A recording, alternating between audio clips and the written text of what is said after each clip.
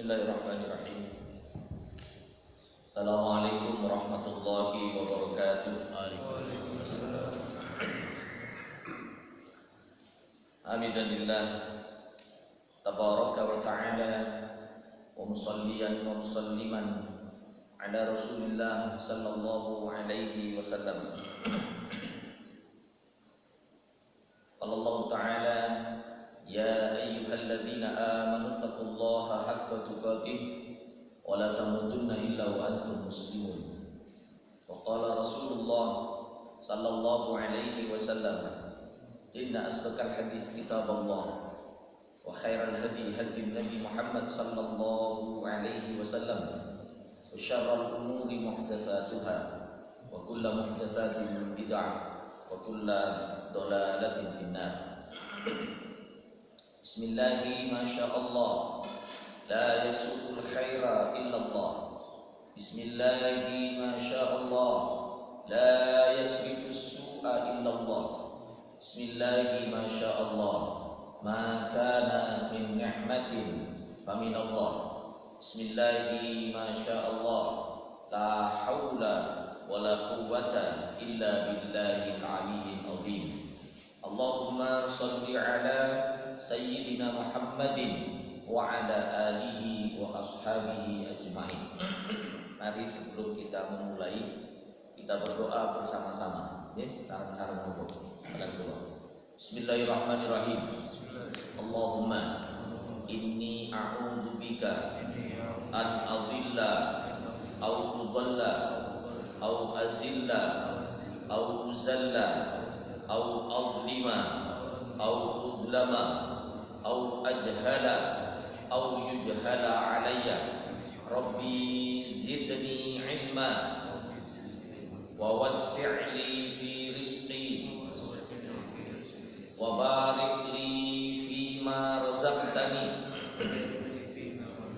waj'alni mahbuban fi qulubi ibadik wa azizan fi uyunihim waj'alni wajihan fid dunya wal akhirah wa minal muqarrabin ya katsiran nawab ya hasanal fi'al ya qaiman bila zawal ya mubti'an bila mithal walakal hamdu walakal minnah walakal syarafu ala kulli hal.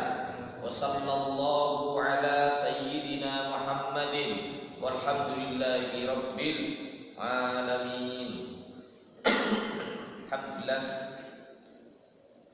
Ikhwafillah, hafizakumullah. Alhamdulillah pada kesempatan di pagi hari ini kita bisa berjumpa kembali di studio yang sama, di gelombang yang juga tidak berubah. Ya. Alhamdulillah luar biasa hari ini. Ya. Kemarin saya itu punya agenda sebenarnya, tapi gagal semuanya karena ada ulama kita nawak tekad ilakes gitu ya. Jadi teman kawan dekat sekali Gus Wahid telah dipanggil oleh Allah. Kita insya Allah tinggal menunggu waktu. Semoga pada saat kita dijemput oleh Allah dalam keadaan semua dosa sudah diampuni oleh Allah, dalam keadaan kita sedang berdakwah di jalan Allah, dalam keadaan husnul khatimah, diridhoi oleh Allah Subhanahu wa taala. Ya khafilah, hafizakumullah. Saya kemarin yang biasanya siapa biasanya? Yang biasanya di tulisannya namanya Kak Ros. Kak Ros ya. Mas Rosi. Kalau kita apa cacake mbake tipiku ini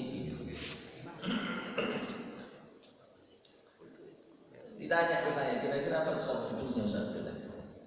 Saya mikir apa gitu ya. Tapi kemudian saya teringat Gus Wahid. Jadi dalam beberapa hari terakhir, ya dalam beberapa hari terakhir, bahkan dalam satu bulan terakhir, kami sangat intens untuk bicara dan melakukan penolakan terhadap RUU HIP. Ya, kami sangat intens untuk melakukan itu. Bahkan dalam seminggu terakhir, ya seminggu terakhir sangat instan, ya, untuk mengadakan deklarasi. Satu bulan yang lalu kami berjumpa waktu itu di rumah Pak Mardi. Beliau katakan, aku yo wani tak bakar rai bendera PKI. Gitu. Terus terus kemudian kita dalam seminggu terakhir, dalam 2-3 hari terakhir ini sangat intens setelah persiapan dan kemudian pernyataan deklarasi penolakan. Sehingga kemudian saya teringat dengan topik itu dan ada tulisan saya di dalam buku Untukmu yang Sedang Hijrah. Nah, harapan kami kalau ngaji bawa bukunya, nah gitu ya. Jadi enak bawa bukunya. Insya Allah setiap kali ngaji dibawa saja bukunya. Ada 2 buku lagi yang sangat menarik untuk dikaji nanti, yaitu Hari-hari Mencari Cinta dan Islam Hadir di Bumi Manusia. Nah, saya kemudian pada saat ditanya oleh Kak Ros itu judulnya apa Ustaz? Saya teringat dengan itu. Nah ini saya bilang di halaman 320 buku saya itu ada judul Kenapa Islam Menolak Komunisme.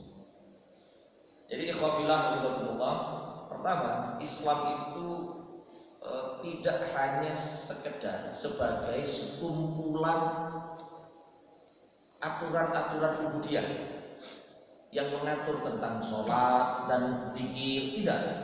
Tapi Islam itu sekaligus sebagai ad-din, agama yang dia mengatur seluruh aktivitas kehidupan manusia. Aturan agama itu ibarat jaring-jaring besi yang dia mengikat sebuah batu kerikil gitu. Ya. Jadi kalau batu kerikil diikat dengan jaring besi, kira-kira batu kerikil itu hancur apa enggak? Apa jadinya? Apa istilahnya? Kalau batu kerikil itu terus kemudian diikat, kalau dibuka itu jadi apa? Ambiar begitu. Ya kan? Ambiar bukan ambiare almarhum Didi Kempot gitu ya. Jadi batu kerikil itu diikat oleh jaring-jaring besi. Tujuannya apa jaring-jaring besi itu mengikat batu kerikil itu? Agar tidak ambiar. Ya, agar tidak ambiar. Syariat agama itu persis seperti itu. Dibuka satu saja jaring besi itu, satu garis saja dibuka, maka ambiar semuanya. Gitu. Lah agama ini ad-din. Sebagaimana Allah sampaikan dalam Al-Quran, Al-yawma akmaltu lakum dinakum wa atmamtu alaikum ni'mati wa raditu lakum Islam dinan. Hari ini aku sempurnakan agama. Aku ridhoi. Al-yawma akmaltu lakum dinakum wa atmamtu, dan aku sempurnakan alaikum ni'mati, atas kalian nikmatku, wa raditu lakum, dan aku ridha kepada kalian Islam dina, sebagai agama kalian. Artinya seluruh urusan persoalan kehidupan manusia ya itu sudah diatur. Oleh karena itulah maka karena dia sudah diatur, maka tidak perlu kemudian kita mengambil jalan lain. Ya, kalau di pondok itu ngajinya kitab Jalalain, ya tafsir Jalalain. Nah itu kalau di kafe-kafe namanya kitab Jalan Lain. Nah itu ya. Jadi ikhwafillah hafizakumullah disebut sebagai ad-din, ya disebut sebagai ad-din menurut Al-Maududi itu ada 4 pengertian. Ada yang pertama disebut dengan al-sultah al-qahr, yaitu kekuasaan yang memaksa. Jadi agama Islam ini al-sultah al-qahr, dia punya kekuasaan yang memaksa. Dengan apa? Memaksanya dengan hukum. Kalau tidak sholat, bagi anak-anak dipukul. Kalau sudah pada dewasa ya, kalau tidak sholat, orang yang tahrikus sholat itu tidak usah disolati pada saat meninggalnya. Tapi bagi modin kudu nyolati tetap, gitu. Ya, bagi modin kudu tetap nyolati. Masyarakat gak gelem nyolati gak apa-apa, gitu. Bagi yang tahrikus sholat, orang yang meninggalkan sholat, itu artinya memaksa.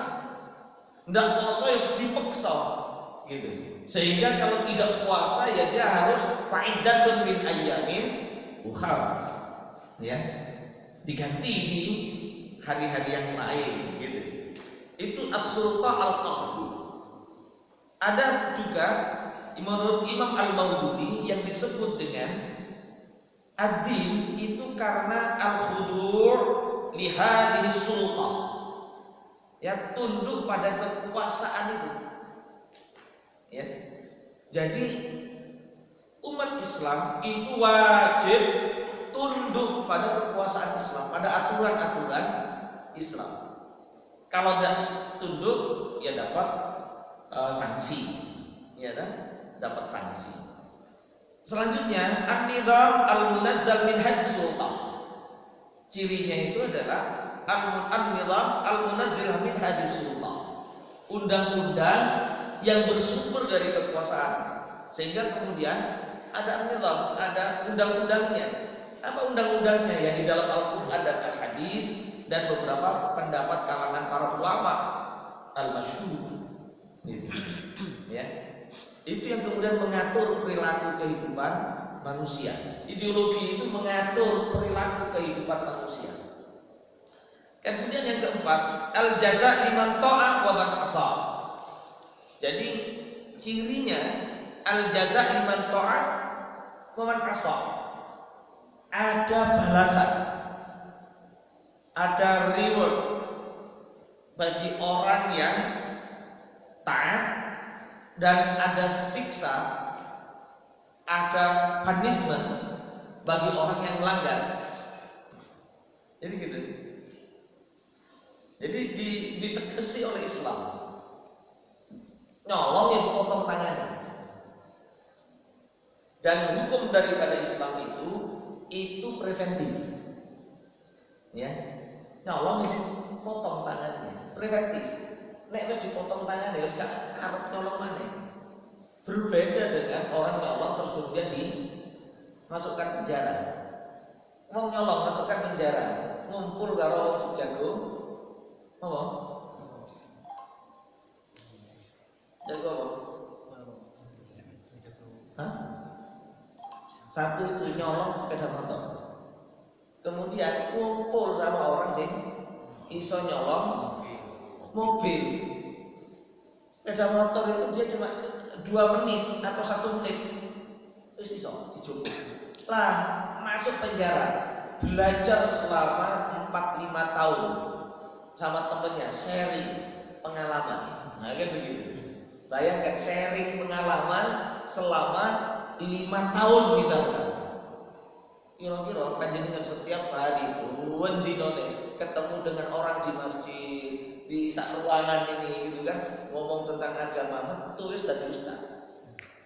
Gitu. Lah iki jago nyolong sepeda motor atau nyolong pedus masuk di pondok itu, ceritane bendinane itu adalah yang nyolong sing tercepat. kan begitu.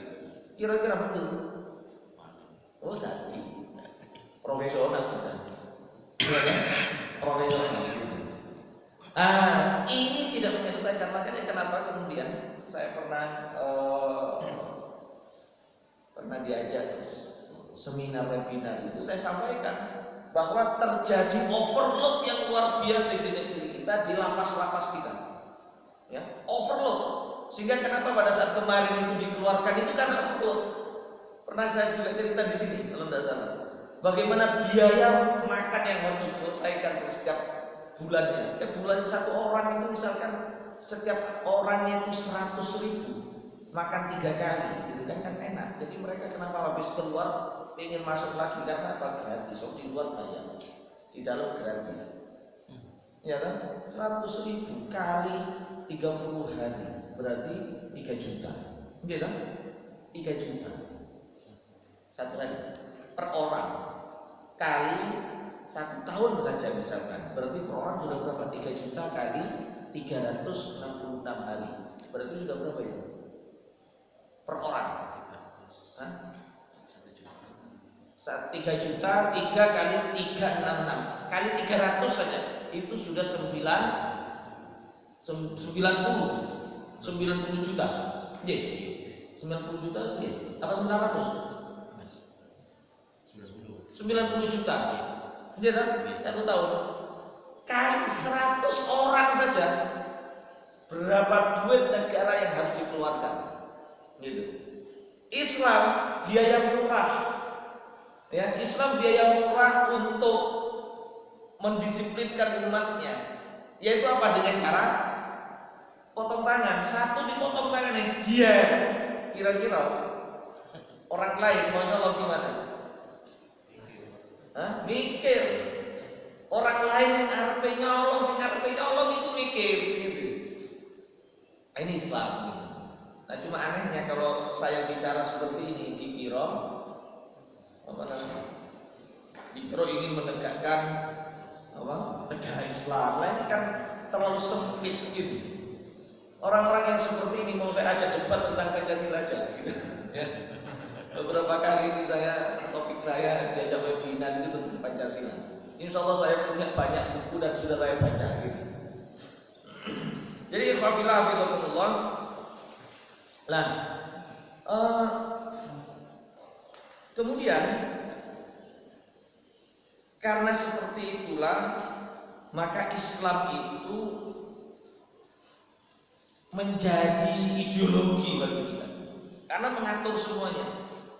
Lah sementara di dunia ini ideologi itu kan, ya kalau ideologi itu sebenarnya Islam itu tidak sekedar ideologi tapi hukum gitu. Kalau ideologi itu kan karya pikir manusia. Sementara jadi hasil karya ide manusia. Sementara Islam bukan hanya semata ideologi, tapi Islam itu adalah agama wahyu gitu. Agama wahyu, bukan hasil karya pikir manusia. Apalagi sekarang agama itu mau dibuat hasil karya cipta manusia. Ya, dengan ketuhanan yang berkebudayaan ini. Ini kalangan orang-orang yang gagal move on. Ya, gagal move on. Pidatonya Soekarno tanggal 1 Juni itu adalah pidato penyampai terakhir. Lebih tepatnya itu adalah penyampai pidato terakhir dari pidato maraton selama mulai tanggal 29 Mei. Nih, 29 Mei. 29 April, tepat 29 April. Itu pidato maraton. Mulai dari 29 April itu maraton sampai tanggal 1 Juni. Ada 62 orang yang pidato di dalam BPU PKI. Kira-kira nek misale kula kalian panjenengan pidato di sesi terakhir, setiap harinya ada pidato sekian banyak orang. Kira-kira masukannya sudah banyak apa belum? Namanya gong itu, kenapa gong itu jadi perhatian? Karena apa? Karena dia menutup dan dia seakan-akan menyempurna, kan begitu.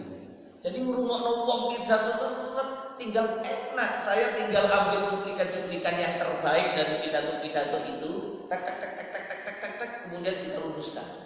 Kira-kira pidato saya itu menjadi pidato yang terbaik mana?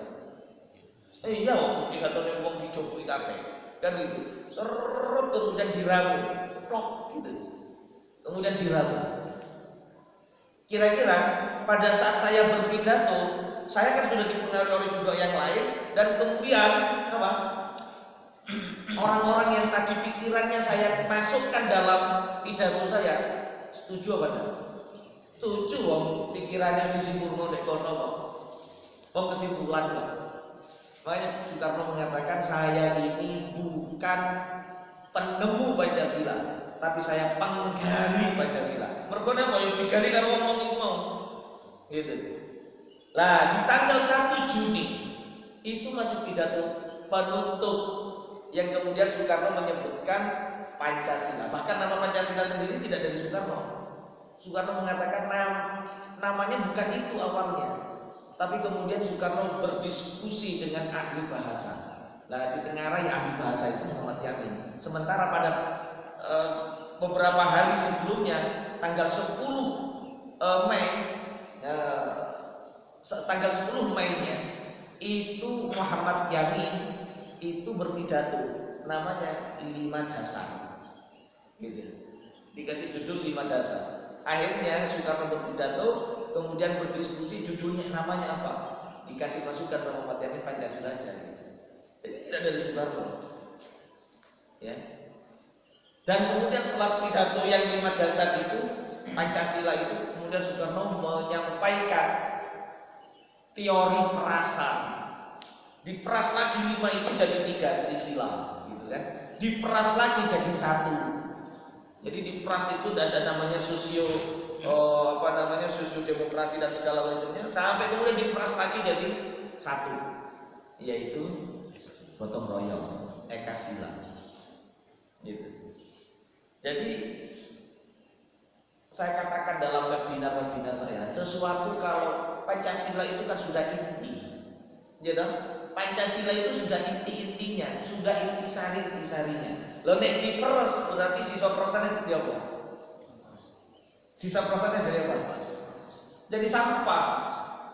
Kalau diperas lagi, sisa perasannya jadi sampah. Lah, yang terakhir inti perasan itu namanya gotong royong. Terus kemudian kemana itu ke Tuhan? Jadi sampah, ya, jadi sampah, gitu. Nah, itu yang kemudian ternyata selama Orde Lama itu Pancasila dimaknai secara keliru oleh Bung Karno sehingga kemudian menjadi demokrasi terpimpin. Gitu? Demokrasi terpimpin, kemudian Soekarno mengajukan satu konsep ideologi namanya Nasakom. Berujungnya tanggal G30S PKI. Gitu. Ujungnya begitu. Lah, ikhwafillah, saudara-saudara sekalian, komunisme tidak akan pernah bisa bersatu dengan Islam selamanya. Apalagi kalau kita belajar tentang ideologi. Saya dulu itu pengajar ideologi. Buku-buku saya tentang ideologi itu banyak. Ya. Ideologi itu hasil karya pikir manusia itu. Ya, itu bertahan kalau ada musuh. Dan komunisme yang lahir dari sosialisme itu adalah antitesa atas liberalisme. Dia melihat atas kekelemahan yang dihasilkan oleh liberalisme. Liberalisme ini adalah anak cucu dari yang namanya kapitalisme. Kapitalisme ini lahir dari penolakan mereka atas agama.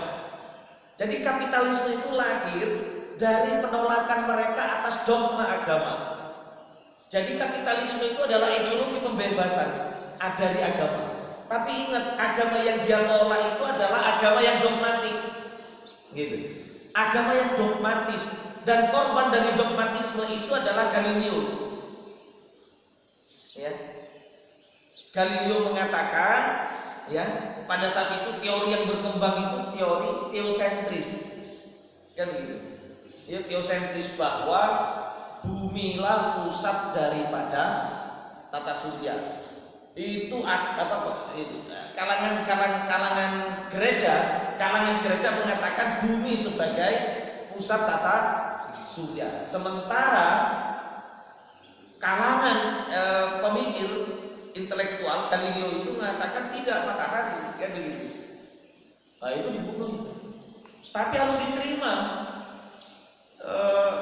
Teosentris ini harus diterima karena kekuatan dogma gereja itu. Gitu. Jadi kemudian lahirlah yang namanya revolusi, mulai dari revolusi Inggris sampai revolusi Prancis, gitu kan? Yang ditolak itu yang diinginkan itu kan 3 hal, yaitu apa? Liberty, equality, dan fraternity, kebebasan, persamaan, dan persaudaraan. Mereka tidak mengenal ini, tapi mengapa mereka pada saat itu melakukan revolusi besar-besaran menginginkan 3 ini? Berarti, jadi seseorang yang tidak kenal sesuatu, terus kemudian kenal sesuatu, itu kira-kira bagaimana? Berarti ada sesuatu yang pernah dia ketahui. Dia berinteraksi dengan sesuatu yang pernah dia ketahui. Dia tahunya dari mana? Dia tahunya dari Islam. Loh, kok bisa tahu? Islam itu berpuasa di Eropa itu selama 700 hampir 800 tahun. Lalu awake dhewe 300 tahun itu dijajah Belanda. Perilakunya seperti ini kok. Jadi, Islam itu menguasai Eropa 700 hingga 800 tahun. Berpusat di Cordoba. Di mana? Spanyol. Ya, alhamdulillah saya sudah keliling Spanyol. Saya sudah keliling Cordoba. Saya sujud di di ini Katedral Mosquita gitu. Ya. Masjid Cordoba waktu itu. Saya sujud di situ tapi dilarang sama petugasnya. Tidak boleh sujud katanya. Tapi terus kemudian saya adhan aja saya di dinding-dindingnya gitu. Saya tak adhan itu di dindingnya Cordoba. Karena saya mikirnya bahwa dinding ini dulu sering mendengar adhan. Dia rindu dengan kalimat adhan itu, kata adhan. Termasuk di mana, di Istana Alcazar segala macam itu tak adhan di situ gitu ya. Adhan di situ. Karena baca-baca adhan sih banter. Oh, banter bisa di tandani kalau tentara polisi situ. Tak adhan pelan-pelan gitu kan. Nah, jadi lahirlah Renaissance. Dari Renaissance itu lahirlah yang namanya revolusi industri, gitu. Lahir revolusi industri. Revolusi industri ternyata membuat jarak pemisah yang sangat jauh antara si kaya dan si miskin. Apalagi mereka sangat individualis. Jarak kaya miskin jauh.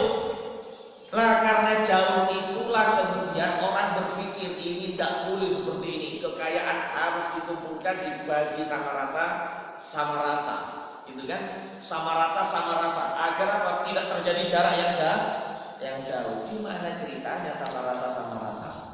Ya, panjenengan tak bagi sama rasa, sama rata. Kayak di Vietnam,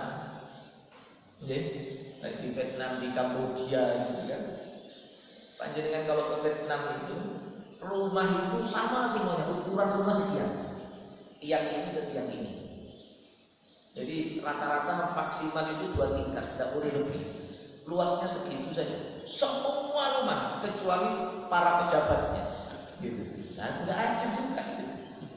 Ya, kecuali para pejabatnya.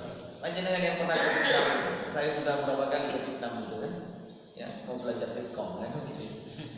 Jadi kecil-kecil gitu, semuanya dibuat sama. Nggak bisa. Adil itu tidak begitu. Adil itu tidak sama rasa, sama rata.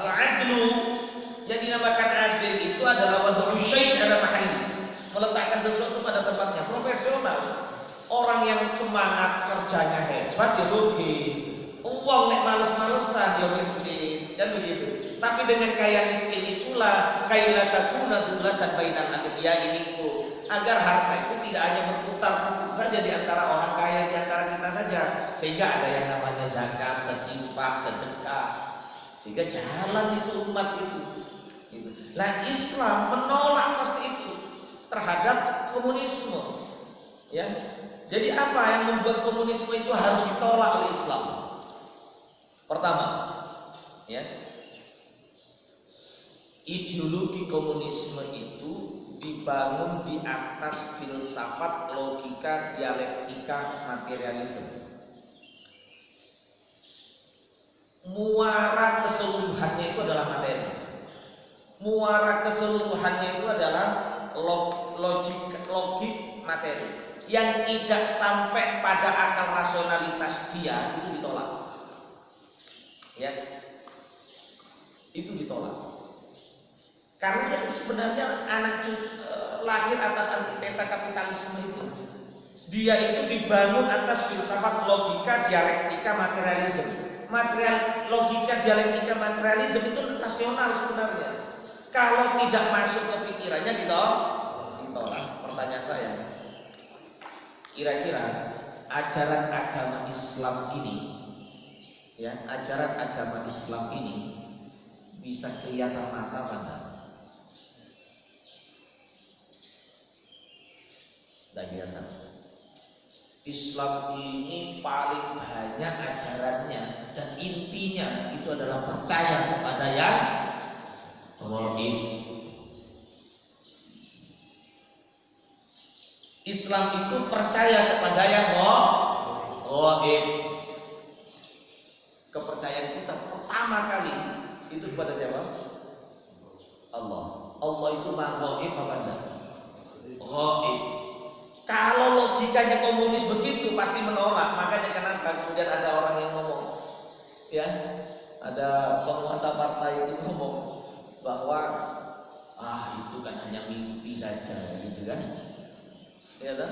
Surga dan neraka dan segala macam itu kan hanya mimpi saja. Makanya ada orang, ya, kemudian ada orang yang satu ngaku muka-muka dan teru, ya kira-kira kan? Ya.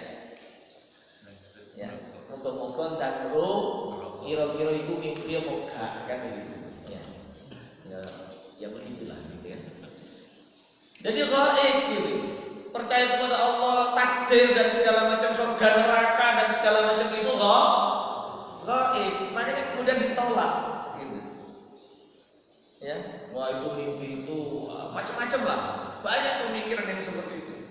Kedua, ciri daripada komunisme itu adalah class struggle. Class struggle itu pertentangan kelas. Ini cirinya.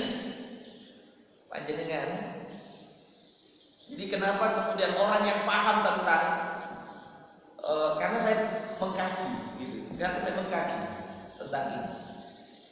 Kalau panjenengan lihat realitas yang terjadi hari ini, banyaknya pertentangan antar umat, ini mirip dengan strateginya kelas struggle.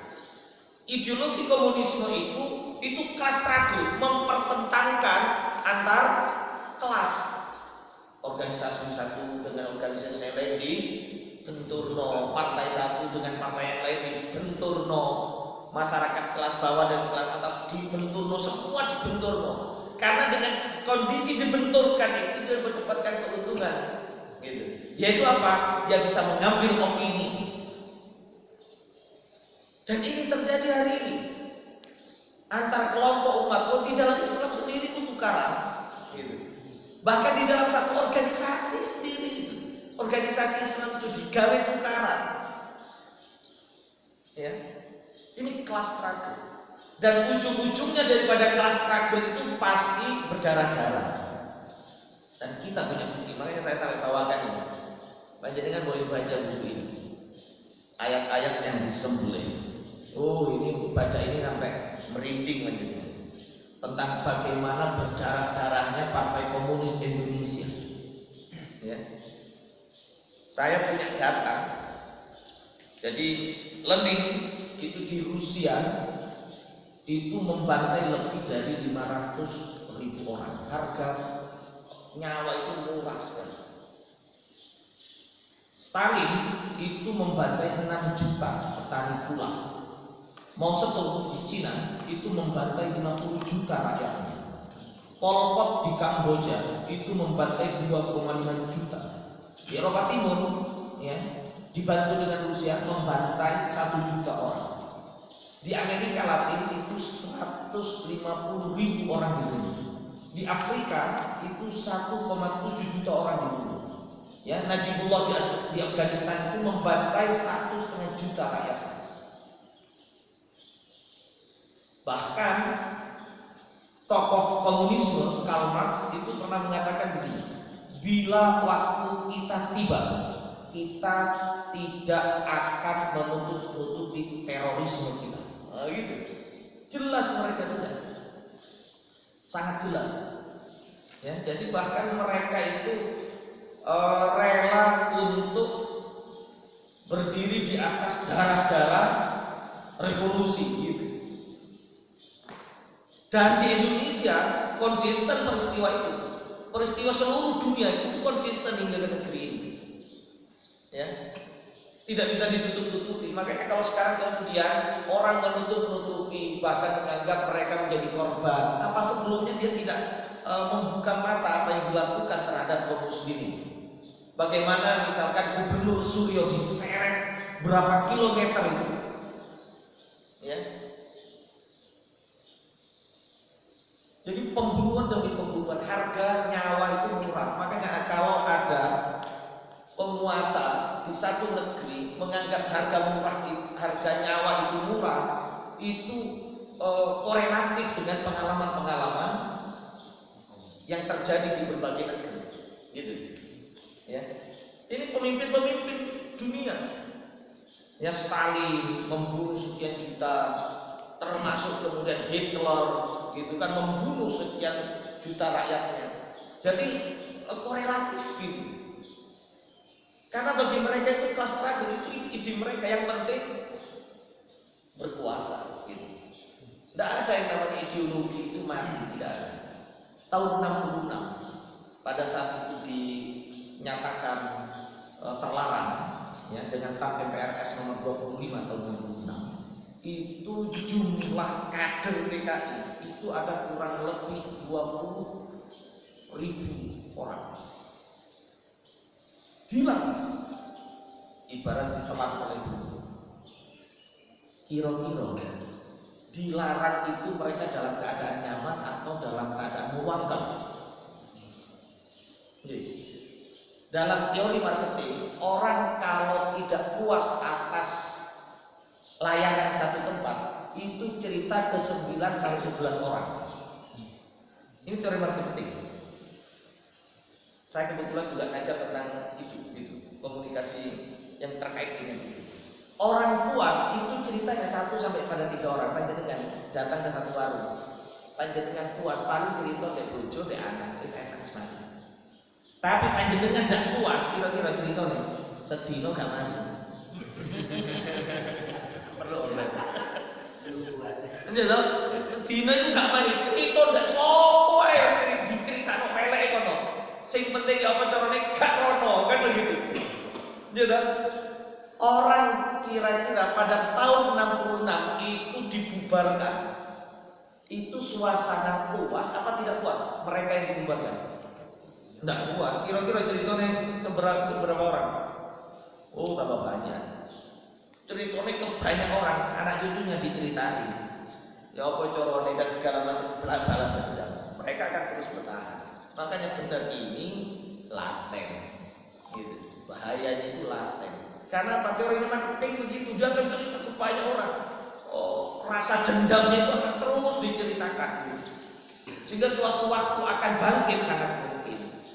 Oh, rasionalitas kok bisa loh kita pahami, ya. Islam dilarang, tapi komunisme boleh. Dan itu pernah dipidatokan oleh Cahyokumolo pada saat di atas mimbar DPR. Apa DPR? Itu jejak digitalnya tampak banyak, tinggal klik saja Cahyokumolo pidato komunis tentang diperbolehkannya komunisme di gedung Dewan. Banyak itu jejak digitalnya. Kenapa saya berani ngomong? Gitu. Karena jejak digitalnya di YouTube itu banyak. Dia melarang tentang ini Islam dan segala macam gitu kan, kecuali komunisme. Nah, boleh. Ya, buka saja YouTube. Bukan saja itu, ada banyak, tersebar banyak. Ini kan indikasinya sudah sangat jelas sekali gitu. Ya. Kemudian kenapa Islam juga menolak komunisme? Karena komunisme tidak memiliki konsep moral yang menghalalkan segala cara, Machiavellism. Ya, yang penting dia berkuasa. Urusan nyawa, wah itu urusan gampang, gitu. Ya. Yang penting itu berkuasa. Semua dihalalkan, apapun caranya. Karena Machiavellism itu ciri khas daripada ideologi komunis. Kita bisa melihat, ya. Dia masuk kemanapun, gitu kan, halalkan semua cara, yang penting dia bisa berkuasa, tercapai tujuan. Gitu.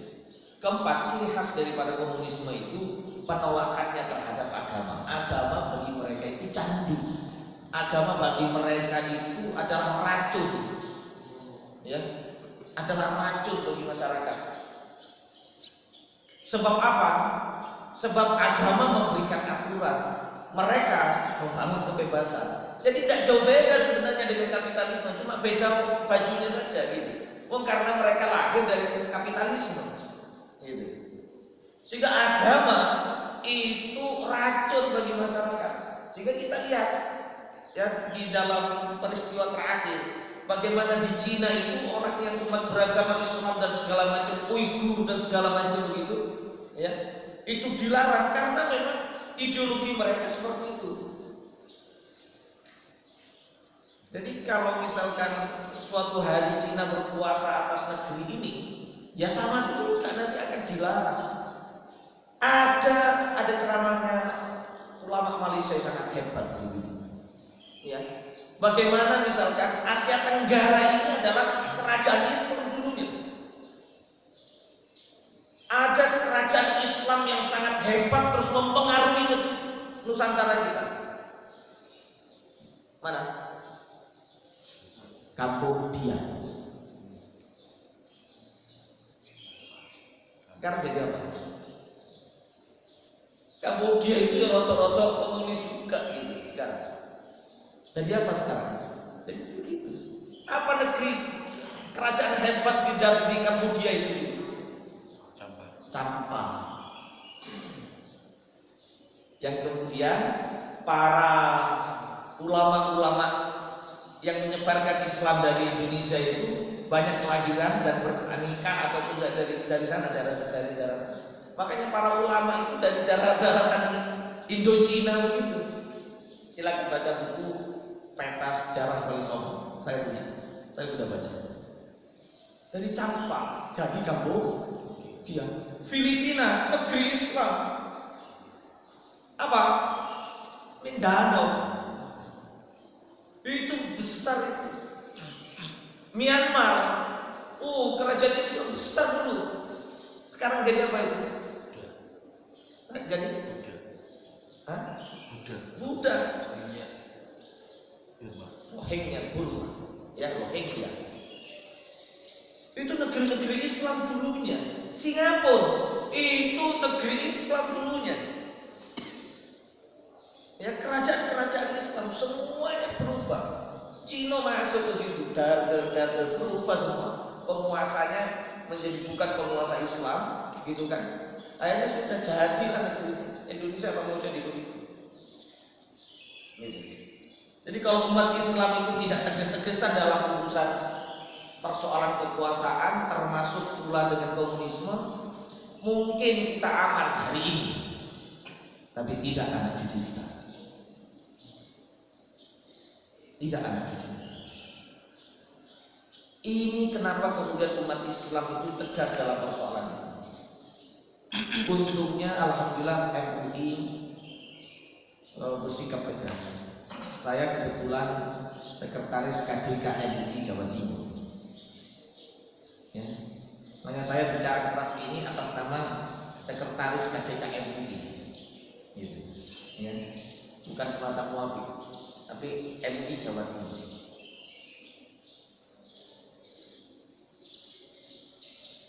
Untungnya awalnya saya sampaikan gitu. Apa saya yang bicara begitu. Jangan dulu Ustaz gitu.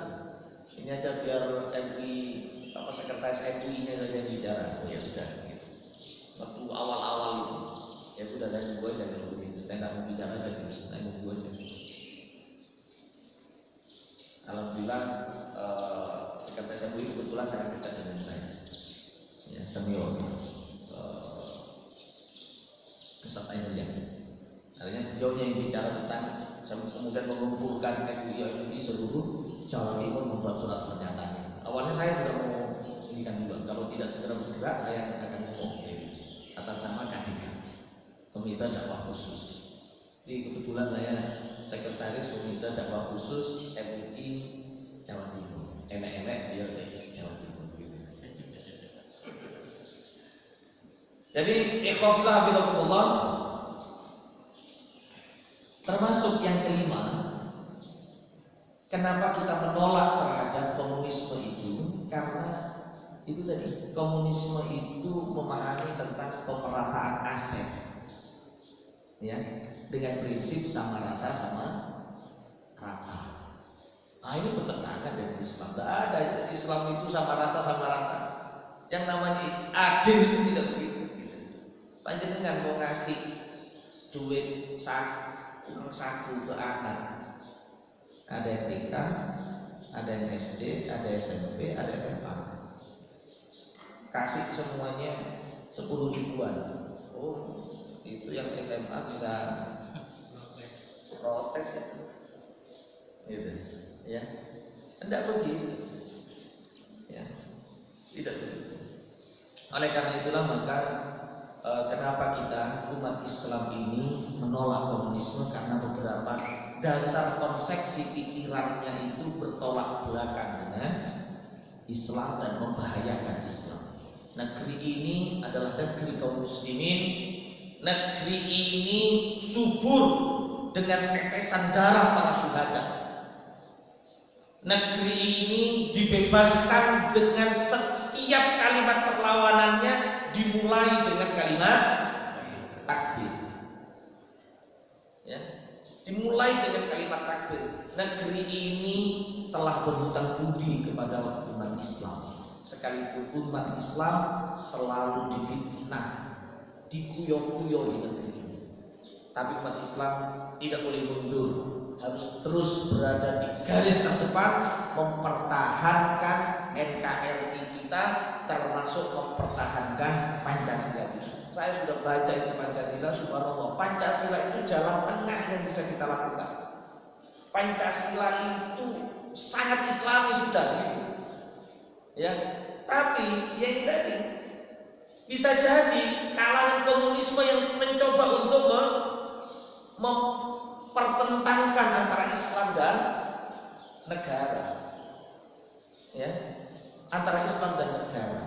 Sebab apa? Sebab PKI tidak termasuk dalam anggota BPU PKI. Sehingga PKI tidak punya jasa apapun atas dasar Pancasila, atas dasar bangsa kita. Tidak punya. Karena dia tidak terlibat di dalam penyusunan di BPU PKI ataupun di BPKI. Tidak ada kewakilannya sama sekali. Sehingga sangat wajar kalau dia ingin mengganti, sangat wajar. Kalau panjenengan itu baca subhanallah, ya subhanallah, bagaimana BPU PKI terus kemudian berdebat, ya selesai tanggal 1 itu meeting sesi pertama, kemudian dibentuk kelompok kecil, ya ada 21 orang, gitu kan berdiskusi, ya berdiskusi, kemudian lahirlah kesepakatan bersama yang Muhammad Yamin menyebutnya dengan Jakarta Tak. Ya, Piagam Jakarta, kesepakatan di Jakarta, Piagam Jakarta, yang menyebutkan sila pertamanya itu adalah kewajiban menjalankan syariat Islam bagi para pemeluknya. Itu sudah disepakati tanggal 22 Juni. Bahkan tanggal 10 Juli itu Soekarno berpidato bahwa Jakarta Charter ini adalah kesepakatan yang bisa kita yang bisa menggandengkan semua kekuatan. Sebab jika tidak ada kalimat itu, kata Soekarno, kalangan kaum muslimin, ya, ada kurang lebih 15 sampai 19 orang itu di antara 62 orang itu. Jadi di BPUPK itu ada dua kelompok besar, kan? Yaitu kelompok Islam dan kelompok nasionalis kebangsaan. Kalau tidak ada kalimat itu, kaum muslimin yang kelompok Islam, kalangan Islam tidak akan pernah menyetujui. Dan kemudian Soekarno katakan, dan kami bersepakat dengan kalimat itu. Bersepakat. Soekarno pidato 10 Julinya. Gonjang-ganjing di dunia ini sampai kemudian bom atom Hiroshima. Tanggal 17 merdeka, tanggal 18 itu panitia kecil itu berdiskusi. Karena tanggal 17 itu kan mendadak itu. Dan harus ya toh, sampai ada coretan itu kan tentang proklamasi itu. Besoknya harus rapat untuk menetapkan dasarnya apa. Ya dasarnya harusnya diambilkan dari hasil tanggal 29 April itu. Ya tanggal 22 Juni yang ditetapkan itu. Karena itu kesepakatannya. Tanggal 22 Juni itu sudah kesepakatan.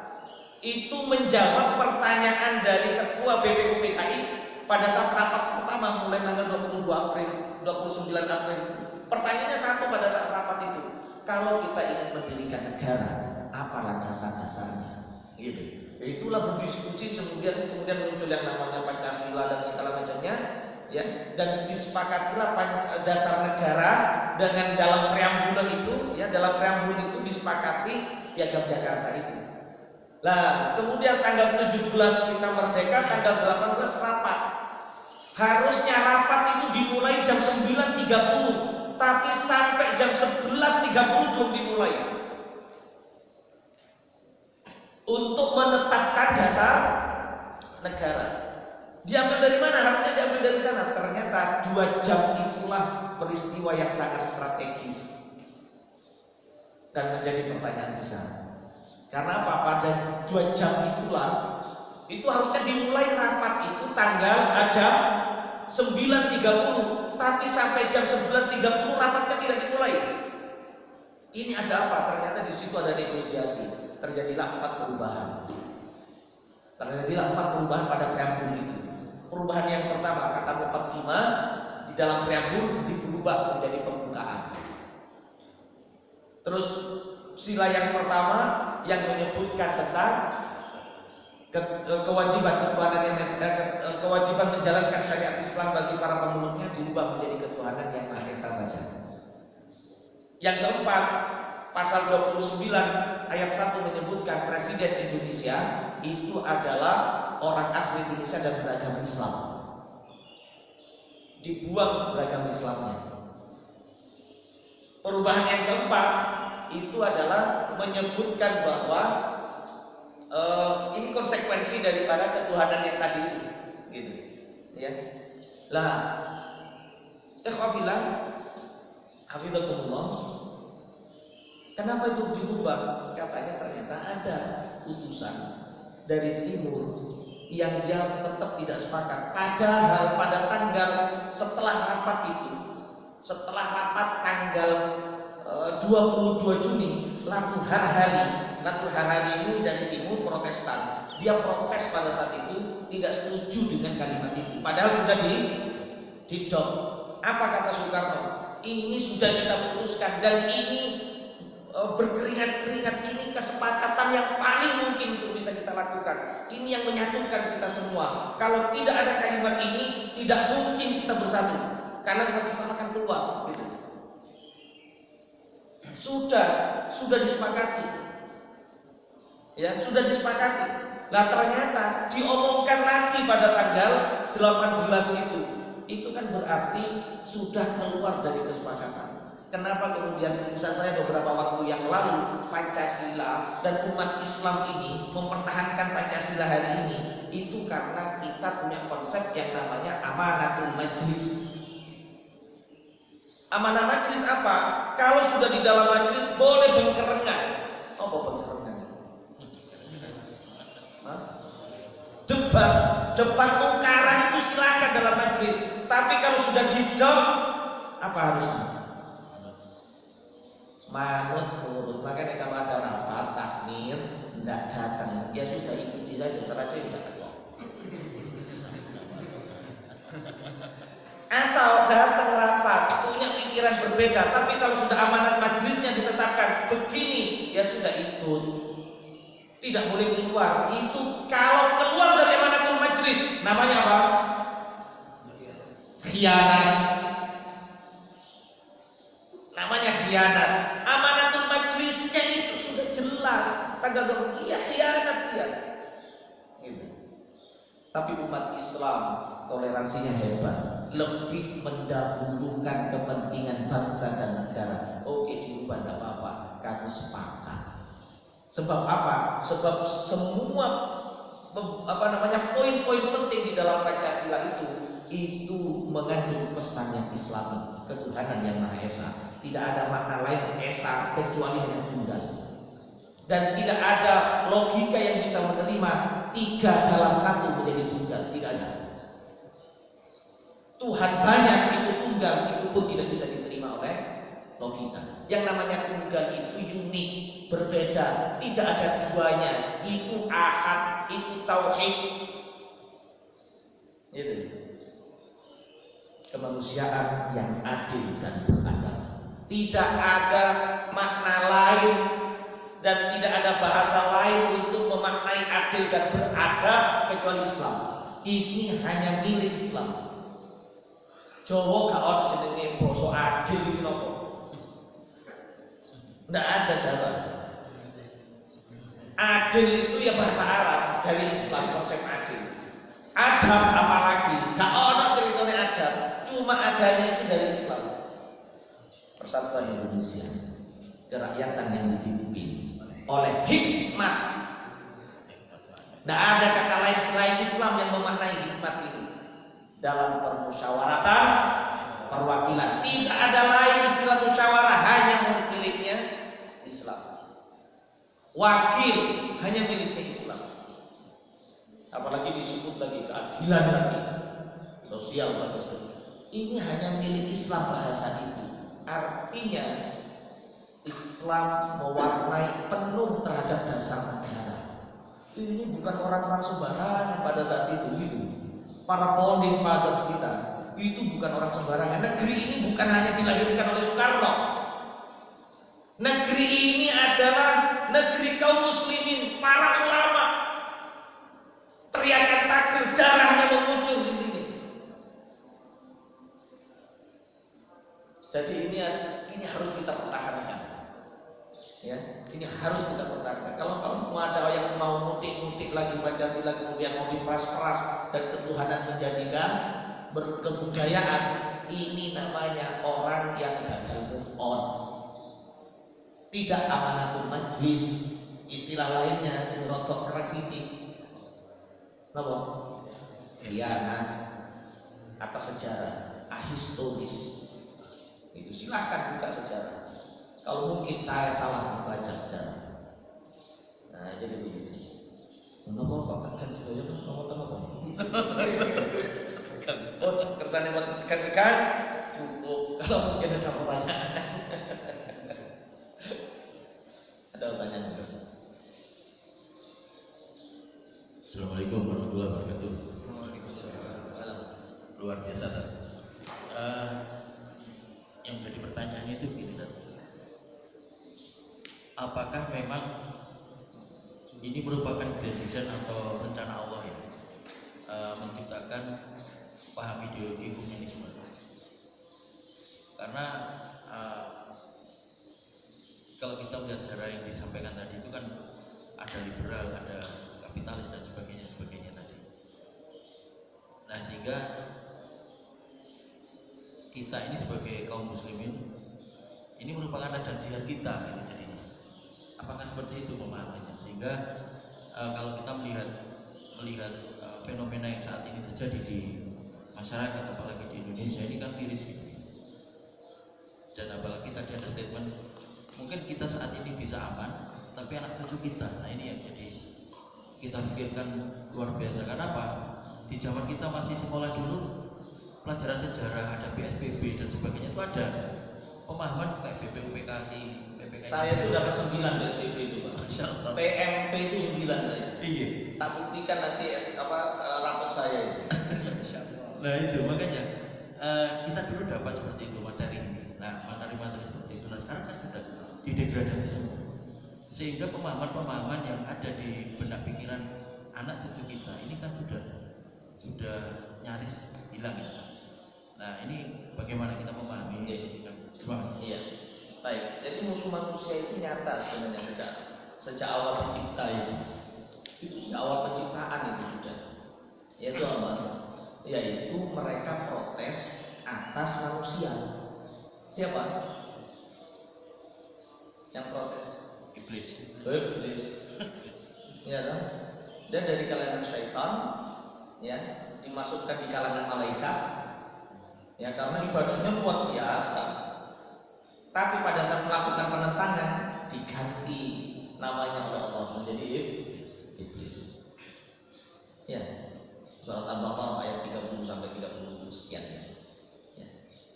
Pada saat Allah katakan, "Wa idh qala rabbuka lil malaikati inni ja'ilun fil ardi khalifah." Oh, mereka protes. Qalu ataj'alu fiha may yufsidu fiha wa yasfiku dima wa nahnu nusabbihu bihamdika wa nuqaddisu lak. Oh, ini kan luar biasa. Kenapa engkau mau mencipta manusia sementara mereka nanti akan melakukan pertumpahan darah, sementara kami ini kan selalu bertasbih kepadamu. Itu puluhan ribu tahun dia bertasbih kepada Allah. Tapi apalah artinya tasbih kalau dia menolak Allah Subhanahu wa taala? Ya, Allah katakan apa? Wanuqaddisu lak, aku mengetahui ilmu ma la ta'lamun. Aku mengerti engkau tadi ada. Ya, kemudian untuk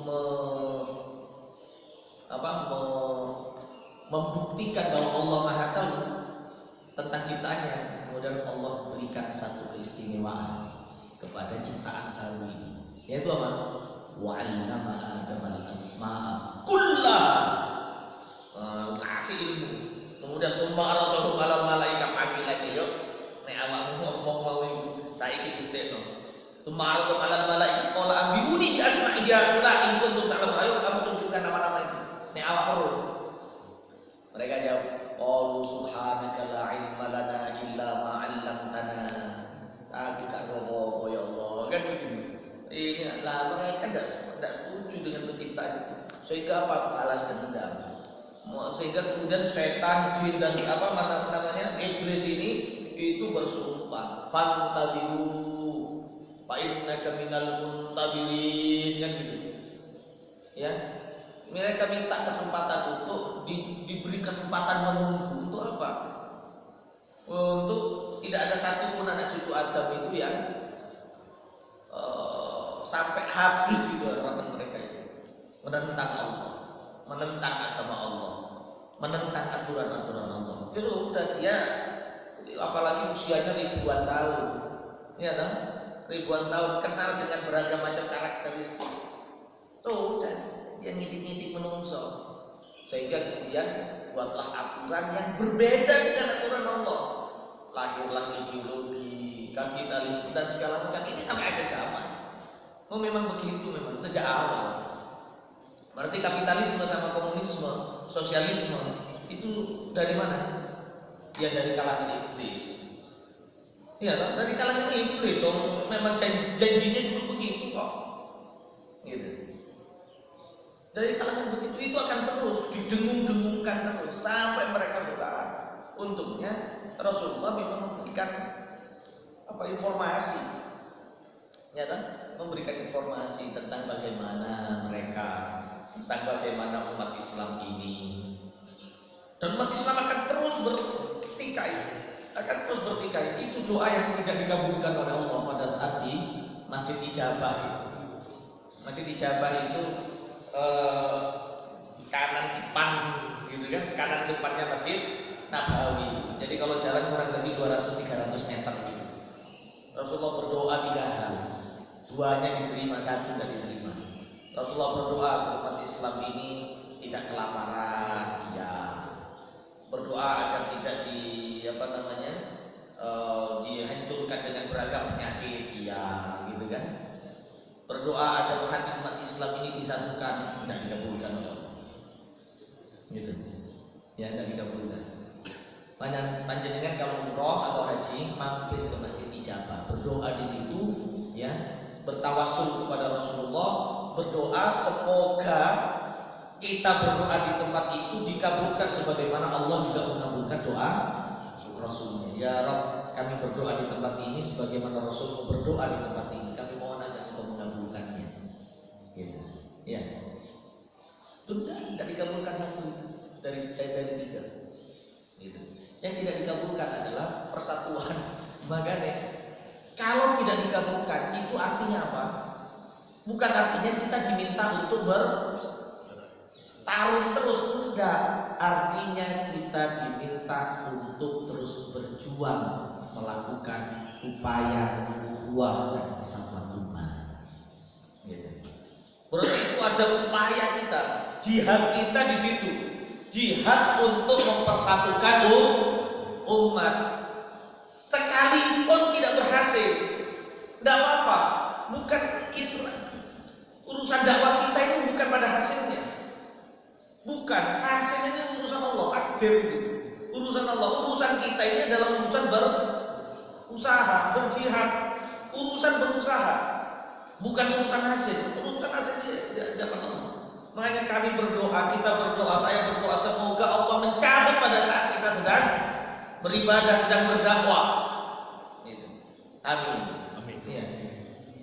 Gus Wahid itu mau ngajar ngaji, yang ngajar ngaji di santrinya dipanggil oleh Allah itu jihad. Gitu. Ya, itu tanda daripada husnul khotimah. Semoga kita itu dibegitukan pula oleh Allah Subhanahu wa taala. Pada saat mau berangkat masjid, pada saat mau sholat, atau setelah sholat. Saya punya teman itu subhanallah, masjid depannya Universitas Wisnuwardana ini, yang ke arah barat itu kan ada masjid Al-Ghufran, ya, teman saya waktu itu lupa saya nama. Habis rakaat yang kedua tahiyat itu panggil dalam, dia panggil masjid. Ya rumahnya sebelah, rumahnya memang beliaunya yang sedang bangun masjid, dipanggil oleh Allah SWT. Nah, jadi ini wilayah dakwah kita itu adalah wilayah mempersatukan umat, gitu ya, wilayah mempersatukan umat. Oleh karena itu suasana yang seperti ini biarlah hiruk pikuk itu terjadi, karena memang pasti terjadi. Akhir zaman itu bukan semakin tenang suasananya, enggak. Akhir zaman itu semakin ruwet. Kata Nabi, ya, itu disebut dengan fitnah yang al-mudlim. Ya. Jadi fitnah yang semakin gelap dan gelap. Semakin gelap dan gelap.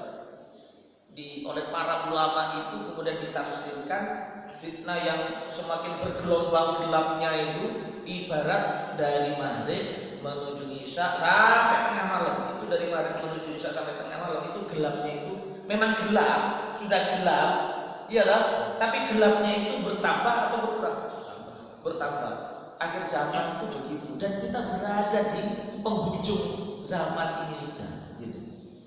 Oleh karena itu hanya orang yang bersabar, hanya orang yang istiqomah, mendekatlah ke masjid. Akhir zaman sudah begitu gitu. Jangan banyak ke kafe-kafe. Sudahlah mendekatlah ke masjid. Ya. Ini ajak kalau perlu warga-warga kita ini, ayolah sholat di sini. Jadi pengikat gitu. Jadi pengikat. Ini akhir zaman semakin ruwet kita kehidupan kita ini. Semakin ruwet. Oleh karena itu jangan tambah dibuat ruwet dengan apa? Dengan pertentangan di antara kita. Sudahlah selesai sudah terus pertentangan. Ya. Urusan kita itu adalah mengikat bagaimana agar umat Islam ini semakin dekat kepada Allah, berjuang untuk agama Allah. Berjuang mati-matian. Gus Wahid itu subhanallah. Saya tulis hari ini terbit, sudah saya share itu. Ya. Ini subhanallah. 1-2 bulan sebelumnya itu kenceng, tambah kenceng Gus Wahid. Jarang kita ajak itu dulu, jarang mau kumpul ini kan. Kalau urusan begini dia karena ingin menyatukan umat. Di akhir-akhir, malah tambah kendem. Aku gelem Ustaz, tak bakar itu Ustaz. Bendera PKI Ustaz. Gus, kok antum tambah kendem kan Ustaz? Wes, aku gak mikir apa-apa gitu. Tambah kawan itu ngomong di rumahnya Pak Mardi. Cuma saya, Gus Wahid, Gus Khairul, Pak Mardi, Pak Rahmat Sani, sama satu lagi ada yang dari Tentara gitu. Subhanallah, tambah kenceng lagi. Pada saat rapat di Pacet waktu itu saya harusnya hadir tapi tidak sempat hadir karena lockdown.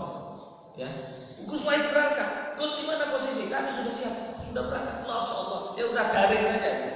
Jadi Gus Wahid hadir waktu itu di Pacet untuk membahas tentang ini, daring saja. Terus tak sampaikan ke teman-teman, tolong untuk komandan urusan per PKI-an, per HIP-an serahkan ke Gus Wahid. Saat itu gerak, subhanallah, tambah kencang gitu. Nah, jadi ikhwafillah, sudah tugas kita ini berdakwah dan tugas kita menyatukan umat, jauhkan asobiyah. Ya, sekalipun umat menolak, ajak terus. Yo kocorane masjid iki rame, semua yang ada di perumahan ini datang. Agar kita bisa nyatukan umat yang delosor, kudu delosor. Subhanallah, Gus Wahid itu delosor. Yo bersedia untuk merendah siapapun bisa dia rangkul gitu kan. Loh, itu nek delosor tidak bisa. Siapapun dirangkul, berbeda ya dirangkul gitu. Sampai kemarin itu Ustaz Abdullah Hadrom, Gus Wahid ini kan NU. Iya toh? Ustaz Abdullah Hadromi ini Salafi, tapi dekat. Karena apa? Podo-podo delosore. Lah ulama harus begitu gitu.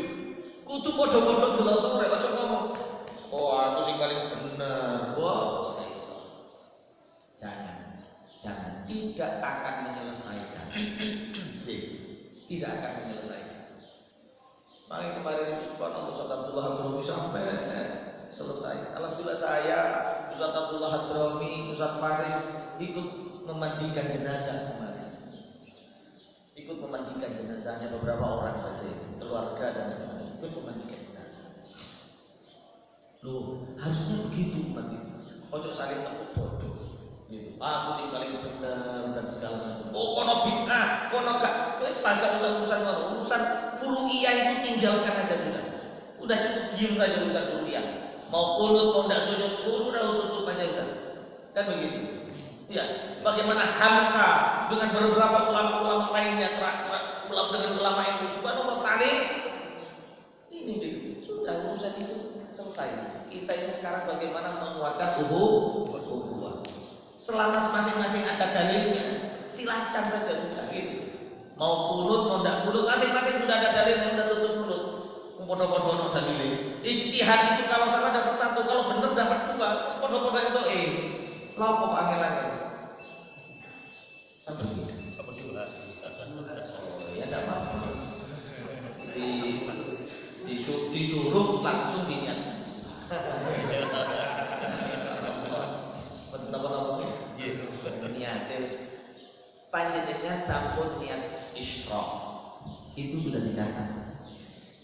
Iya dong. Ibarat orang mau naik haji, gak sido naik haji tapi duitnya dibagi-bagi oleh uang. Podo. Wis haji. Karena niatul mukmin itu lebih utama. Ya. Itulah keistimewaan umat Muhammad. Umat Muhammad niat kebaikan dicatat dengan satu kebaikan. Umat Muhammad itu niat keburukan belum dicatat. Itu keistimewaan umat Muhammad. Umat sebelumnya niat baik belum dicatat sampai muncul. Niat buruk gorong dikerjakan wes dicatat. Ini umat sebelumnya. Itu ditulis di dalam kitab Syaraf Umat Muhammadiyah. Ya. Jadi keistimewaan umat Muhammad. Wallahu a'lam. Ada pertanyaan? Oh, ada.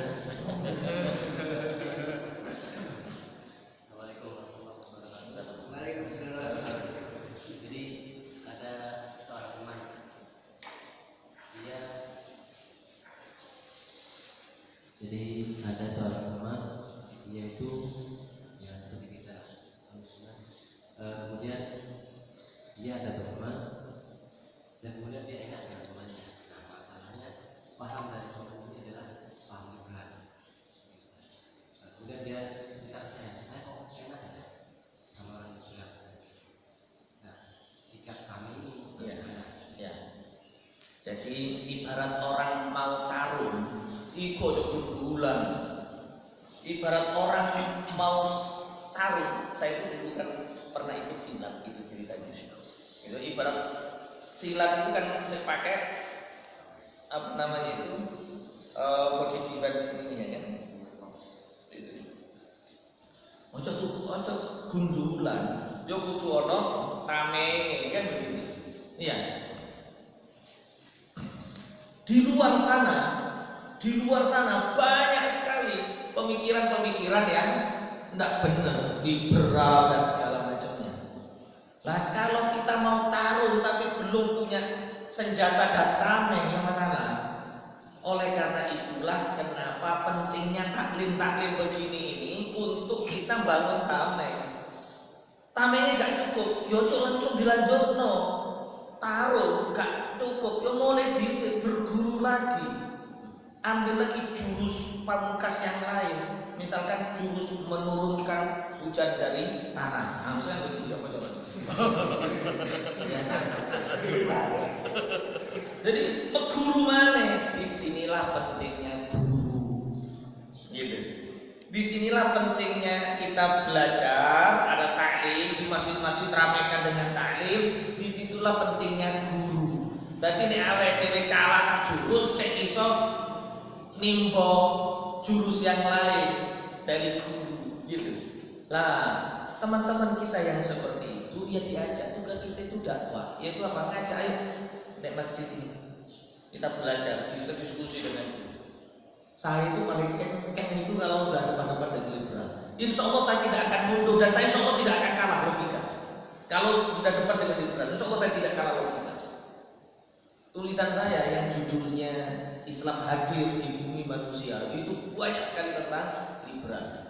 Makanya kalau misalkan teman-teman liberal itu mau ngeritik saya, silakan kritik itu tulisan saya, tapi dengan satu syarat. Buat buku juga gitu untuk kritik tulisan saya, sehingga kalau dia ngeritik dengan buku, saya akan buat tulisan untuk kritik lagi, akan produktif ke saya kan gitu. Nah, teman-teman kita yang seperti itu, ya sudah ajak ke masjid. Kalau kita bisa untuk menjelaskan kepada mereka, kasih dia amunisi gitu. Dan ini Allah sudah katakan dalam Al-Quran, Rasulullah juga sudah sampaikan dalam hadisnya, kelak itu ada masa di mana kalian akan berjumpa dengan orang yang kulit yang seperti kita juga, tapi dia berbulu domba, mulutnya lebih manis daripada gula. Kata Nabi begitu. Ya. Tapi dia mengajak kepada pintu neraka. Gitu. Dia mengajak kepada pintu neraka. Jelas Rasulullah ada hadisnya begitu.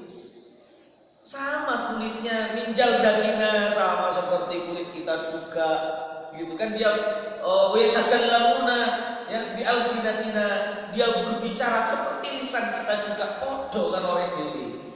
Tapi dia perilakunya seperti binatang, dia mulutnya lebih manis daripada madu gula, sementara dia mengajak kepada neraka gitu. Ya. Banyak sekarang yang begitu, dia pinter berlogika tapi menjauhkan dari agama. Sudahlah, semua agama itu sama. Sama, podo-podo kita berdoa pada Tuhan yang sama, cuma caranya saja yang berbeda. Gitu. Bahkan dia, aku kan sudah bicara tentang kalimat musawa, kalimat yang sama. Oh, tak pikir itu goblok ini. Dia yang ngomong tentang kalimat musawa itu, dia tidak membaca lanjutan ayatnya. Lanjutan ayatnya itu jelas apabila dia beriman kepada Allah dan Rasulnya. Gitu. Ya. Jadi logika mereka itu sebenarnya mudah sekali untuk dipatahkan.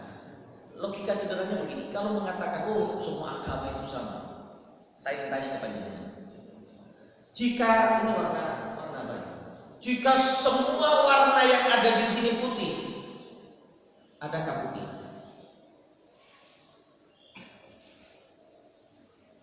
Coba, jika semua yang ada di dalam ruangan ini warnanya putih, semuanya putih, panjenengan semua ini putih, adakah putih? Tidak ada putih. Ada putih itu karena ada merah, ada hijau. Di Madura tidak ada hijau, adanya biru. Ya, coklat gitu kan. Itu pada saat pembagian warna itu Madura tidur. Madura tidur, pembagian warna itu tidur dia. Hei, bangun. Ini apa warnanya? Biru. Karena pada saat sebelum tidur dia dapat biru. Kamu ininya warnanya apa? Biru daun. Biru daun. Biru daun. Apa ini? Biru daun ini Pak. Jenengan yang nggak lulus kalau ke Madura. Jadi jenengan ngomong hijau nggak ada di Madura. Itu apa? Itu biru daun. Ya. Ya alhamdulillah kita Allah. Karena semuanya ini putih. Adakah putih? Tidak ada. Karena ada beragam macam warna, ada beragam macam warna. Gitu. Jadi orang yang mengatakan bahwa semua agama itu sama, di saat dia mengatakan seperti itu berarti tidak ada agama. Loh, kalau semua agama itu sama, berarti kan tidak ada agama. Kalau tidak ada agama, acur komunis, ateis, komunis lagi jatuh-jatuhnya lagi. Gitu. Makanya komunisme sekarang itu berbaju liberalisme. Jadi komunisme hari ini itu pinjem baju liberalisme. Gitu. Biar gak dianggap komunis, aku liberal, padahal ya rotok-rotok komunis. Jadi gitu. Ya. Nah, jadi diajak ngaji. Nah ini kalau biar mau diajak ngaji, setiap habis ngaji itu ada gorengan, loh bener ini. Karena kadang ada orang mau ngaji itu alasan awalnya bukan itu. Aku naik ngaji rotok kayak gini, kan? Tapi saya ini rotok ngedabrus mulai tadi mari ngaji, aku sih rotok kenyang gitu. Oh ngaji kawan. Kopi energen. Jadi dihormati ulama itu ya. Mau jadi kayak energen tok. Ya ana segone ana televisi ngono. Contoh.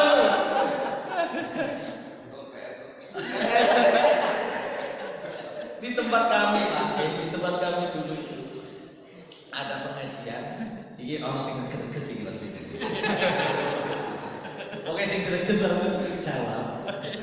Jadi di tempat kami dulu itu kok pengajian sedikit gitu ya. Akhirnya setiap selesai pengajian kita itu ada makan. Ya makan dari warga. Jadi ada warga yang bawa ini makan. Kalaupun enggak itu ada gorengan macam-macam. Apa yang terjadi? Ruame, anak-anak kecil itu ruame. Lihat ini rame karena tahu ternyata rame itu karena ada makanannya. Enggak apa-apa. Ini ada satu kaidah. Kaidahnya menyebutkan begini. Al-insan abdul ihsan. Manusia itu hamba dari kebaikan. Nek awake dhewe iku ngenyangno wong, dia akan ikut kita. Gitu. Jadi akhirnya apa, kita kasih itu makanan. Subhanallah, ramai. Kadang itu makanannya sederhana, tapi makan bersama dan kebersamaannya itu yang mahal. Aku kangen deh, makan bareng. Subhanallah, akhirnya ramai setiap pengajian. Jangan-jangan ini sepi kan ada ini.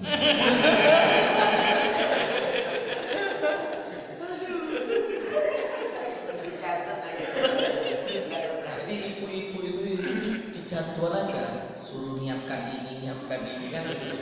Mau tidak mau ya teko. Gitu, mau tidak mau ya hadir. Gitu, karena bawa itu. Aku mulai di sini, ayo kita sama bareng kan begitu. Jadi gitu.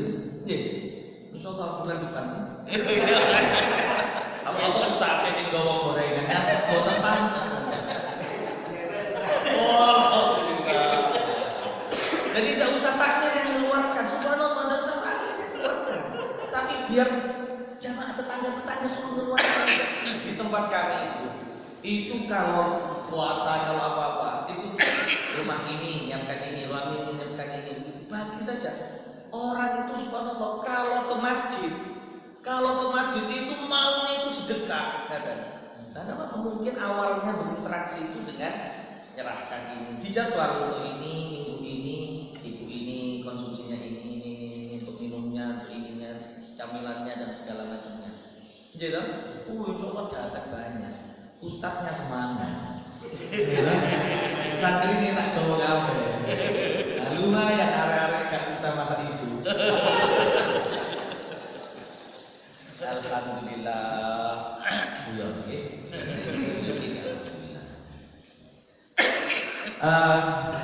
Bisa tambah.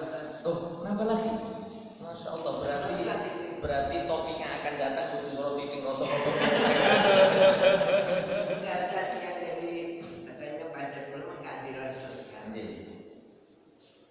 Bagi seluruh rakyat Indonesia. Dengan adanya PSBB termasuk kereta api, pesawat itu lockdown semua. Apakah itu sudah termasuk? Ya, jadi kita mengenal yang namanya istilahnya itu di dalam Islam itu. Islam itu menekankan kepada 5 hal penting, ya, 5 hal penting. Ajaran Islam itu menekankan pada 1, hifdzul din, hifdzul mal, hifdzul aql, hifdzul nafas, ya. Terus termasuk juga hifdzul nasab.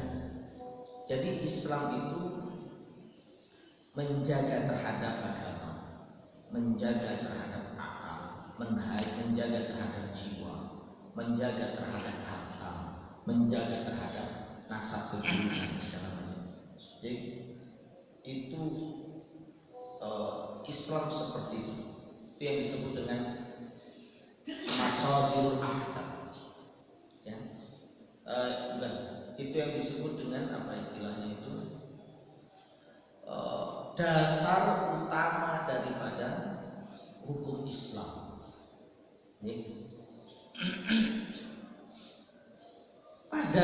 Jadi Islam itu menjaga agama, sangat dijaga. Hifdzuddin itu sangat dijaga oleh Islam.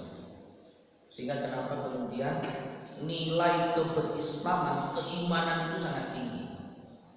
Karena iman itu sangat tinggi, maka tidak boleh kita menumpahkan darah. Ya, tidak boleh kan menumpahkan darah. Termasuk kemudian kita menzalimi saudara kita, itu tidak boleh. Karena nilai iman yang kita punya. Ya, orang kalau sudah syahadat, itu nilainya dari Islam sangat luar biasa. Menjaga harta, hukum Islam itu menjaga harta. Sehingga kemudian tidak boleh riba, tidak boleh mencuri, kan menjaga. Termasuk juga menjaga jiwa, hifdzun nafas. Tidak boleh membunuh, hukumnya dosa besar segala macam. Pada saat semua itu digabung, mana yang lebih diutamakan? yang lebih diutamakan itu adalah hifdun. Selain hifduddin, itu adalah hifdun nafas, menjaga jiwa. Sehingga kata Nabi, makanya kenapa kalau kita itu berada pada satu wabah, maka larilah kalian seakan-akan kalian berhadapan dengan harimau. Kita harus lari sekencang-kencang, mencari jalan penyelamatan. Karena apa? Hifdun nafas, menjaga jiwa. Lah, itu lebih utama. Jangan hanya pertimbangan ekonomi saja. Menjaga jiwa itu lebih utama. Jiwa itu tidak akan balik, sementara ekonomi bisa. Jiwa itu tidak akan balik. Nek wis mati iso balik. Tapi nek wong gak duwe-duwe iso balik. Nggih ta? Iso golek. Lah, pertimbangan pemerintah itu sudah benar, walaupun salah juga. Salahnya apa? Tepat. Gitu. Harusnya sudah di lockdown semuanya. Dulu awal-awal itu saya bicara tentang lockdown. Oh, di Senayan wong. Karena Nabi begitu gitu. Di lockdown harusnya. Tidak boleh itu masuk ke satu kota. Di situ ada wabah. Yang dari dalam tidak boleh juga keluar gitu. Harusnya di lockdown. Transportasi lockdown semua. Tapi kan ternyata teriakan para kapitalis itu kan lebih kuat. Oh jadi lockdown ini lockdown rotok-rotok suwi kayaknya ya megap-megap, mall megap, kendaraan transportasi megap dan segala macam, bukaan naik gitu. Kan begitu. Padahal belum selesai. Terlepas dari perdebatan tentang apakah ini normal atau bukan wabah ini kan begitu. Terlepas dari itu semua, tapi memang kesehatan itu lebih utama. Jadi lah kalau sudah ditutup seperti itu ya pemerintah harus tanggung jawab. Kan begitu. Kalau sudah ditutup pemerintah harusnya tanggung jawab. Nah, masalahnya di sini adalah ditutup pemerintah tidak tanggung jawab. Akhirnya apa? Herd immunity. Jadi imunitasnya itu diberikan kepada masyarakat. Itu podoai masyarakat kontaruh dewean. Itu tidak tanggung jawab juga, kan begitu. Akhirnya apa? Saya diminta jadi ketua satgas, gitu kan? Akhirnya setiap minggu ngasih bantuan di warga itu.